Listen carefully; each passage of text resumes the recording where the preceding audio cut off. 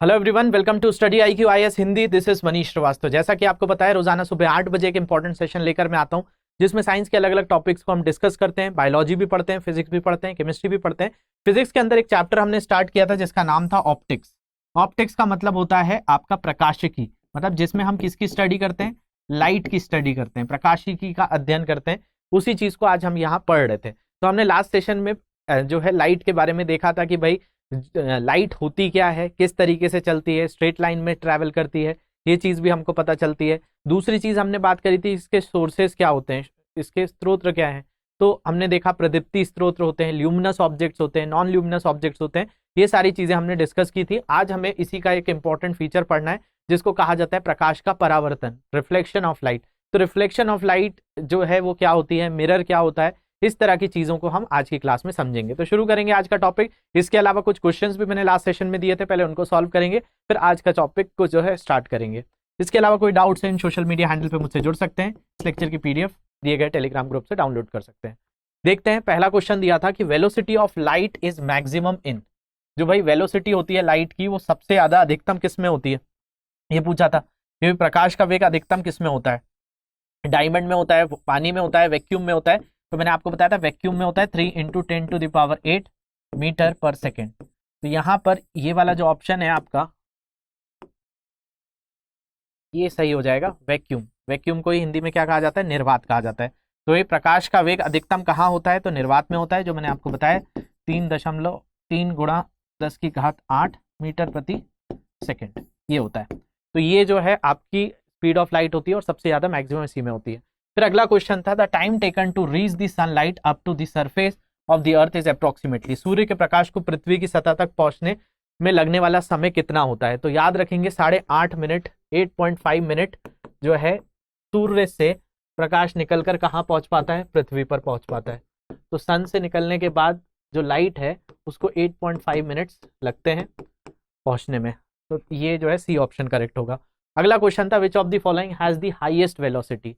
इन निम्नलिखित में किसका वेग उच्चतम होता है। तो सबसे तेज जो चलती है वो प्रकाश ही चलता है।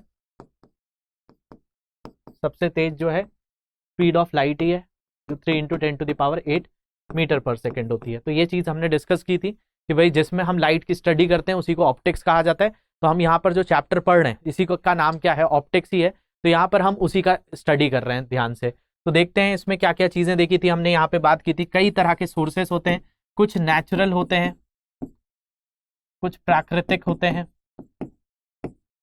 कुछ कृत्रिम होते हैं, उनको आप आर्टिफिशियल कहते हैं। इसके अलावा हमने देखा था ल्यूमिनस ऑब्जेक्ट जिनके पास खुद की लाइट होती है, जो दूसरों की लाइट पर निर्भर करते हैं, वो होते हैं नॉन ल्यूमिनस, प्रदीप्ति और अप्रदीप्ति। इसके अलावा हमने बात की थी कि 3 तरह की चीजें होती हैं, या तो वो क्या होता है, पारदर्शी होता है जिसको ट्रांसपेरेंट कहा जाता है, या तो फिर ट्रांसल्यूसेंट होता है जिसको अर्ध पारदर्शी कहा जाता है, और तीसरा जो होता है अपारदर्शी होता है, मतलब जिसको ओपेक कहा जाता है। तो ये 3 तरह की चीजें हमने डिस्कस करी थी लास्ट सेशन में, ट्रांसपेरेंट, ट्रांसल्यूसेंट और ओपेक। मैंने आपको बताया था पूरा लाइट इन्हीं के पीछे चलता है, जिससे किसी से लाइट निकल जाए तो कुछ फिनोमिना, किसी से टकरा कर वापस चला जाए तो कुछ फिनोमिना। तो इस तरह के ही फिनोमिना लाइट से जुड़े होते हैं। जो आपकी रेज ऑफ लाइट होती हैं,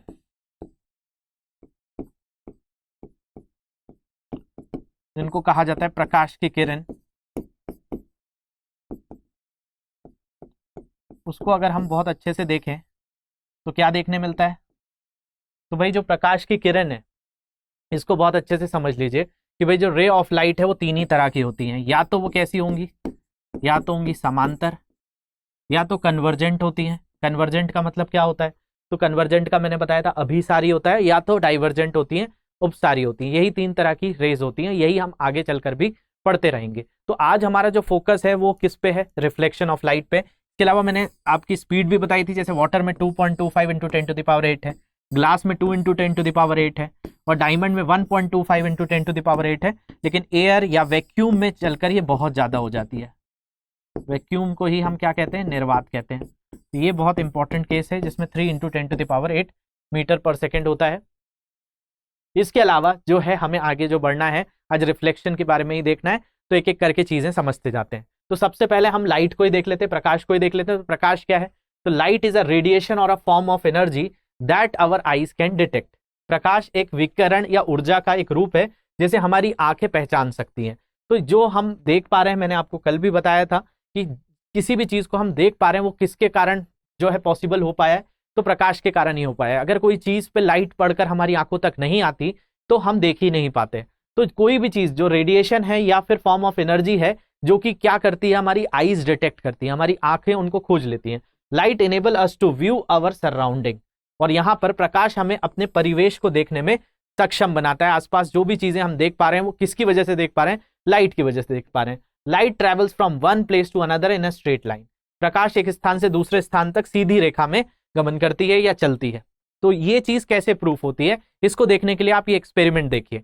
अगर कहीं पर कोई कैंडल जला के रखी है, इस कैंडल के सामने अगर आप किसी ऐसी चीज से देखें जो अंदर से होलो हो, अंदर से खोखली हो, तो आपको दिखाई देगा। लेकिन अगर इसी को बीच में से आप डिफॉर्म कर दीजिए, कुछ इस तरीके से कर दीजिए, तो आपको देखने मिलेगा कि ये जो लाइट है ये आपकी यहां तक नहीं पहुंचेगी, क्योंकि यहां से ये ब्लॉक हो जाएगी, तो आप इसको नहीं देख सकते। तो मतलब जो लाइट है वो कैसी चलती है, वो स्ट्रेट लाइन में ट्रैवल करती है। इससे एक कंक्लूजन निकलता है।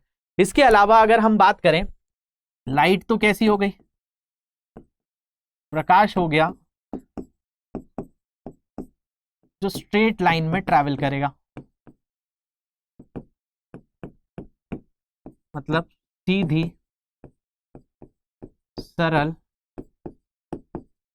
रेखा। तो ये कैसे ट्रैवल करेगा, सीधी सरल रेखा में, लीनियरली ट्रैवल करती है। लेकिन क्या होता है कि जैसे कि मान लिया जाए कोई ऐसा ऑब्जेक्ट है जो ट्रांसपेरेंट है, ट्रांसपेरेंट का मतलब पारदर्शी है, तो क्या होगा, लाइट इसके अंदर से निकल जाएगी। ट्रांसल्यूसेंट हो, अर्ध पारदर्शी हो, तब भी इससे कुछ कुछ निकल जाएगी, फिल्टर होके निकल जाएगी। लेकिन मान लिया जाए कि कैसा है, ये ओपेक है। ओपेक का मतलब है आपका ये अपारदर्शी है। अब इससे क्या होगी, इससे टकराने के बाद तीन ही कंडीशन होती है लाइट की। ध्यान से समझ लीजिए यहां पर जो मैं बताना चाह रहा हूं कि अगर आप लाइट को देखेंगे तो लाइट क्या होगी, या तो एब्जॉर्ब हो जाएगी, मतलब उसका होगा अवशोषण। प्रकाश या तो अवशोषित होता है, अवशोषण सबसे ज्यादा होता है ब्लैक कलर का। इसलिए आप भरी गर्मी में अगर काले कपड़े पहनकर घूमेंगे तो क्या होगा, आपको बहुत ज्यादा गर्मी लगेगी, क्योंकि ब्लैक कलर सबसे ज्यादा लाइट को, हीट को एब्जॉर्ब करता है। तो एक चीज है कि या तो लाइट क्या होती है, किसी में एब्जॉर्ब होती है, या तो क्या होती है, ट्रांसमिट होती है। ट्रांसमिट का मतलब ना कि उससे प्रवाहित हो जाना, किसी चीज से निकल कर चले जाना, ट्रांसमिट हो जाना। या फिर तीसरी चीज होती है रिफ्लेक्ट कर जाना। रिफ्लेक्ट करना मतलब परावर्तन होना। अब ये चीज कब पॉसिबल होती है, ये वाला केस जो आएगा वो इसी पर आएगा, ओपेक वाले पर आएगा। और ओपेक में भी वो ऑब्जेक्ट कैसा है, अगर ये एक चीज होती है ओपेक में, या तो यहां पर एब्जॉर्प्शन हो जाए, ये अगर काले रंग का होगा तो बहुत सारा प्रकाश अपने अंदर अवशोषित कर लेगा। अगर ये शाइनी होगा तो शाइनी होने के कारण लाइट इस पे आएगी और टकराकर वापस जाएगी। जो घटना किसमें होती है, रिफ्लेक्शन में होती है। जो रिफ्लेक्ट एक ऑप्शन है उसी में ये चीज होती है, मतलब परावर्तन होता है। जैसे कि आप मिरर में अपने आप को देखते हैं तो मिरर का जो बाहरी सरफेस होता है वो शाइनी होता है, उसके कारण लाइट उस पर जाती है, टकराने के बाद वापस आपको नजर आता है। लेकिन अगर कोई आपका पारदर्शी कांच होगा तो आप कभी नजर नहीं आएंगे उसमें। क्यों नहीं आएंगे, क्योंकि आप कोई भी चीज इमेज जाने के बाद टकराकर वापस आ ही नहीं रही। तो यही चीज जो होती है, जैसे मून के ऊपर आपको जो चंद्रमा भी अलग अलग जो है उसके मतलब शेप्स दिखते हैं, वो इसलिए दिखते हैं क्योंकि सूर्य की किरणें उस पर जैसे टकराकर आती हैं और अर्थ से जैसा एंगल बन रहा होता है वैसे आपको चंद्रमा दिखता है, तो वहां पर भी रिफ्लेक्शन होता है। तो आज जो हमारा पूरा का पूरा टॉपिक है वो रिफ्लेक्शन के बारे में ही है। तो भाई ये जो है रिफ्लेक्शन के बारे में ही हमको देखना है, जिसको क्या कहा जाता है, परावर्तन कहा जाता है। तो भाई रिफ्लेक्शन भी अलग अलग तरह के होते हैं, ध्यान से समझेंगे। जैसे कि मान लिया जाए ये एक सरफेस है जिस पर क्या हो रहा है, आपका एक किरण आ रही है और टकराने के बाद वापस जा रही है, तो इससे कुछ कोण बनते हैं। जैसे यहां पर लिखा है इंसिडेंट रे, इसी को कहा जाता है आपतित किरण, इसको कहा जाता है परावर्तित किरण। ये जो होती है इसी लाइन को कहा जाता है नॉर्मल, या हिंदी में कहा जाता है अभिलंब। तो ये इंसिडेंट रे, ये रिफ्लेक्टेड रे, ये आपका नॉर्मल हो जाता है। इसको कहा जाता है angle of incidence. Angle of incidence का मतलब होता है आपका ये जो है, अभी मैं इसको समझाऊंगा अभी कि क्या होता है इसमें। इसको कहा जाता है आपका एंगल ऑफ इंसिडेंस, मतलब आपतन कोण, और इसको कहा जाता है परावर्तन कोण। तो ये कुछ चीजें जो है इसके अंदर होती हैं। तो भाई ये क्या बताता है रिफ्लेक्शन, इसको ही समझेंगे। लेकिन इसके रिफ्लेक्शन का मतलब है कि भाई कहीं से लाइट आए और टकराने के बाद वापस चला जाए और उसको कोई ऑब्जर्व कर ले, तो उस चीज को क्या कह दिया जाता है, उसी को रिफ्लेक्शन या परावर्तन कहा जाता है। तो देखिए होता क्या है कि जैसे कि आप टॉर्च कभी मिरर पर अप्लाई करेंगे तो क्या करेगा, मिरर उसको आगे की ओर धकेलेगा। यही जो धकेलने का काम है या उसको टकराने के बाद जो वापस आने का काम है, इसी को रिफ्लेक्शन कहा जाता है। रिफ्लेक्शन ऑफ लाइट के ऊपर लॉ भी लगता है, जिसको लॉ ऑफ रिफ्लेक्शन कहा जाता है। उस चीज को भी देखा जाए तो होता क्या है, देखिए यहां पर एक्चुअल में क्या हो रहा है, ये जब प्रकाश यहां से टकराने के बाद यहां आ रहा है तो ये आंखों जो दिख रही है यहां पे क्या बन रही है, ये बन रही है इमेज। किस चीज की इमेज बन रही है, तो भाई ये इससे जो निकल रहा है इसी की इमेज यहां तक पहुंच रही है। तो हमेशा कभी भी रिफ्लेक्शन होता है तो उसमें कुछ चीजें स्पेशली होती हैं। जैसे कि यहां से भी लाइट निकल रही है तो ये लाइट का क्या है, सोर्स है, ये क्या है, ये सरफेस है, और ये लाइट यहां पे क्या हो रही है, रिफ्लेक्ट हो रही है। तो देखा जाए तो इसमें क्या होता है, एक चीज होती है जिसको कहा जाता है इमेज। इमेज का मतलब क्या है, तो इमेज का मतलब यही हो गया कि भाई कोई भी वस्तु है, अब उस वस्तु का जो प्रतिबिंब बन जाए, जो भी उसकी जो है इमेज बने, उसी को कहा जाता है प्रतिबिंब। तो जैसे कि ये कैंडल है, अब इस कैंडल को मिरर के सामने रखा तो ये सामने वाली जो दिख रहा है ये तो ऑब्जेक्ट हो गया, और ये जो है ये इसकी क्या है, इमेज है, मतलब ये इसका प्रतिबिंब है। ये क्या सही में है, तो नहीं है। तो कुछ चीजें ऐसी होती हैं जब आप अपने मिरर में अपने आप को देखते हैं तो अपना जो राइट हैंड होता है उसमें लेफ्ट हैंड जैसा होता है।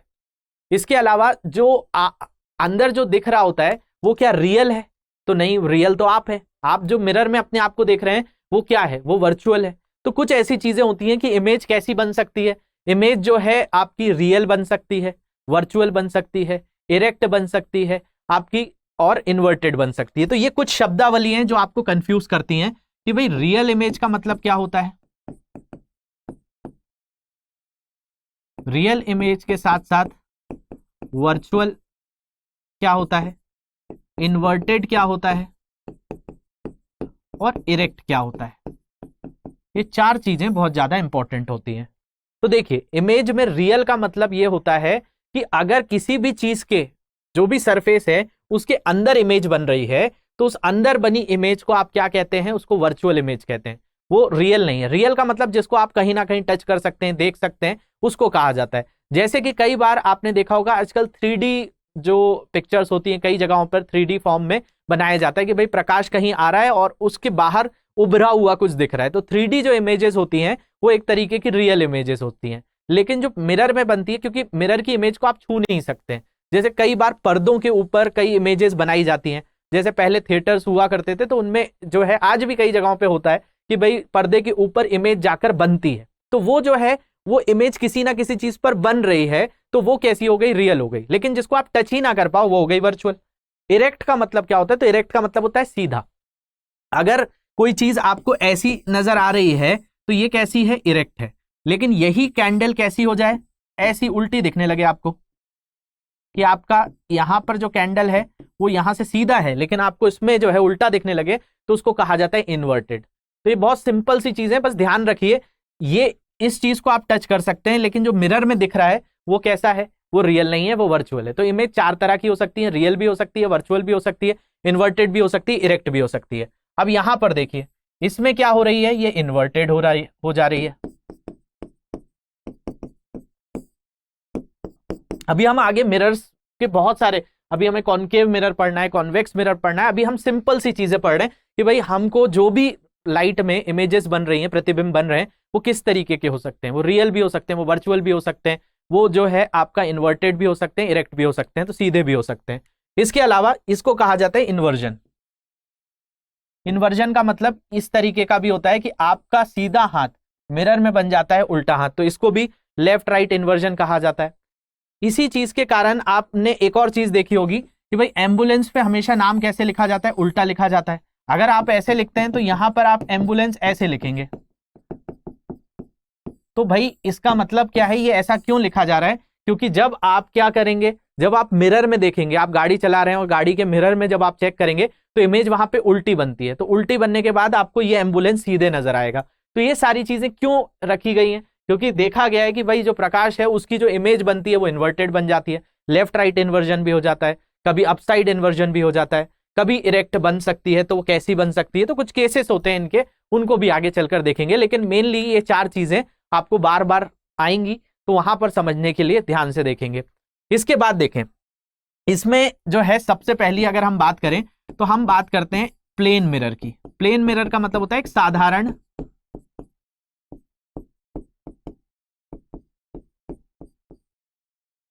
जो आईना है आपका, जो मिरर होता है, जैसे लेंस भी होते हैं वैसे ही ये भी है, हम साधारण से एक आईने की बात कर रहे हैं, एक मिरर की बात कर रहे हैं।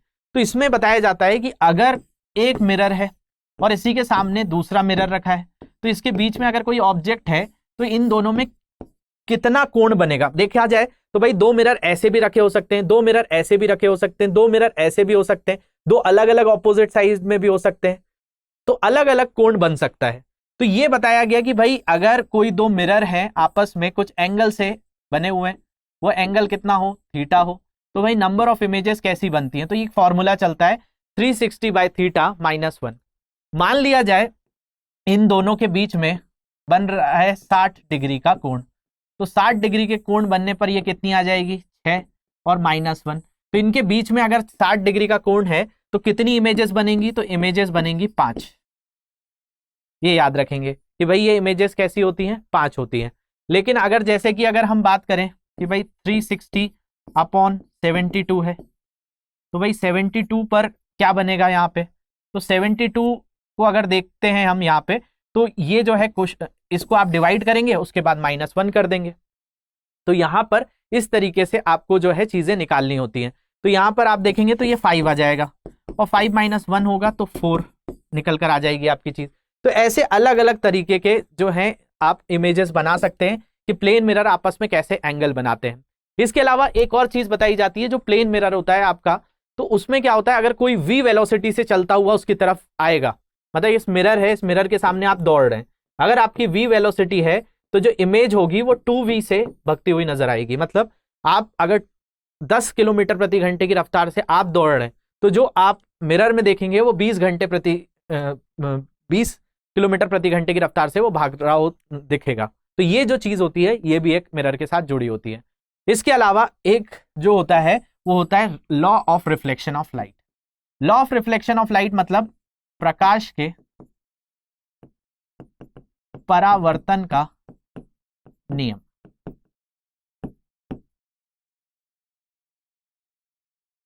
तो laws of reflection of light क्या कहता है, इसको ध्यान से समझ लीजिए। ये एक चीज होती है कि भाई किसी ना किसी सरफेस पर जाकर प्रकाश टकराएगा, टकराने के बाद वापस आएगा, ये सरफेस पर जो ये बिंदु होगा इसको क्या कहा जाएगा, यहां से एक 90 डिग्री की लाइन खींची जाएगी, उसको क्या कहा जाएगा। तो ये कुछ चीजें होती हैं। एक होता है इंसिडेंट रे, इंसिडेंट रे को ही कहा जाता है आपतित किरण। ये जो लाइन है, मतलब जहां से भी प्रकाश आ रहा है और टकरा रहा है किसी सरफेस पे, तो उसको कहा जाता है इंसिडेंट रे या आपतित किरण। इसके अलावा जो टकरा कर वापस जा रहा है इसको कहा जाता है रिफ्लेक्टेड रे, रिफ्लेक्टेड का मतलब परावर्तित किरण। और एक होता है नॉर्मल, नॉर्मल को ही कहा जाता है अभिलंब। तो जो लॉ ऑफ रिफ्लेक्शन है उससे दो चीजें निकल कर आती हैं। लॉ ऑफ रिफ्लेक्शन ने दो चीजें कही, ये कहा कि जो आपतित किरण है, जो परावर्तित किरण है, जो अभिलंब है, वो एक ही प्लेन में लाए करते हैं। एक ही प्लेन में मतलब एक ही जगह पर होते हैं, मतलब ये सारी चीजें एक ही जगह पर देखने मिलेंगी, दे लाई इन द सेम प्लेन, ये सब एक ही जगह पर पाए जाएंगे। और हमेशा जो एंगल ऑफ इंसिडेंस होगा वो एंगल ऑफ रिफ्लेक्शन के इक्वल होगा। क्या होगा, देखिए यहां पे, देखिए यहां से दो चीजें निकल कर आई। ये एक जो किरण आ रही है इस पे, और ये टकराने के बाद वापस जा रही है, तो ये जो आ रही है इसी को आपने क्या कह दिया, इंसिडेंट रे या आपतित किरण। और जो टकरा कर जा रही है इसी को कह दिया आपने रिफ्लेक्टेड रे या परावर्तित किरण। और जिस बिंदु पर आ रही है इसी को कहा जाता है आपतन बिंदु, या फिर इसी को कहा जाता है इंसिडेंस पॉइंट।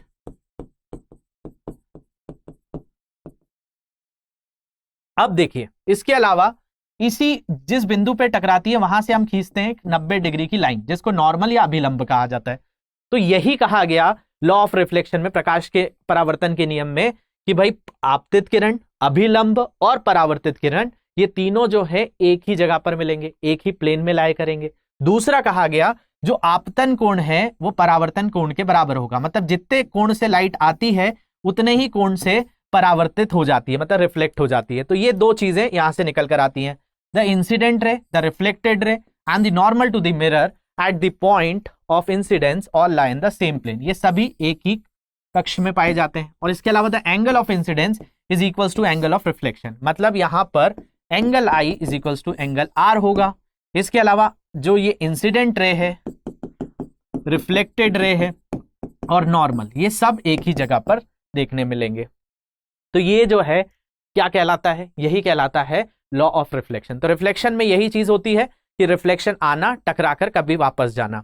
तो देखिए हमने अभी क्या देखा, यहां पर जो रिफ्लेक्शन होता है वो या तो प्लेन में होता है, प्लेन मिरर में, मतलब एक साधारण सी चीज में जिसको नियमित तौर का जो है परावर्तन कहा जाता है। देखिए जो आपका परावर्तन है वो भी अलग अलग तरीके का होता है, एक कहा जाता है नियमित परावर्तन, एक कहा जाता है अनियमित परावर्तन।